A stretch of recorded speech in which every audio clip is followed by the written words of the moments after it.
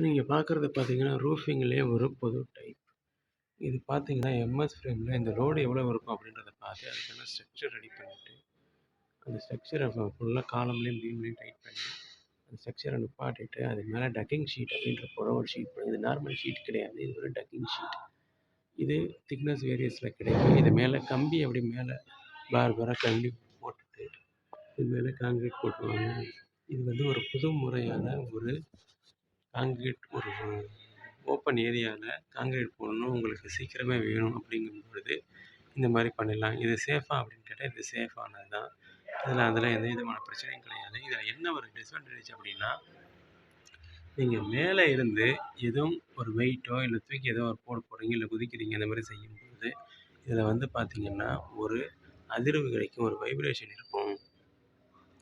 மற்றபடி இதில் மேலே பார்க்கும்போது உங்களுக்கு எந்த விதமான வித்தியாசமும் தெரியாது. நார்மல் கான்கிரீட் தளம் மாதிரியே தான் இருக்கும். ஆனால் கீழே பார்க்கும்போது உங்களுக்கு இந்த மாதிரி இருக்கும். அதை வந்து நீங்கள் ஃபால்ஸ் சீலிங் அந்த மாதிரி போட்டு இதை மறைச்சிக்கலாம். இதில் ஏசி பண்ணியிருக்காங்க. இதில் சப்போர்ட்டிங்லாம் ஒன்றும் பிரச்சனை இருக்காது. நீங்கள் டக்கிங் ஷீட் தொங்க விட்டிங்கனாலும் அது தொங்கும்.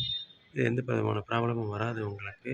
அவசரமாக பண்ணணும். உங்களுக்கு வந்து ஆல்ரெடி வீடு கட்டிட்டா இது மேலே நம்ம டேமேஜ் பண்ணக்கூடாது, ஆனால் சிம்பிளாக மேலே ஃப்ளோரிங் வேணும் அப்படின்னு நினைக்கிறவங்க இந்த மாதிரி பண்ணலாம். ஆனால் இது எல்லாமே காலம் பீமில் தான் கனெக்ட் பண்ணணும். இதை செவுத்துல டைப் பண்ணி பண்ணக்கூடாது.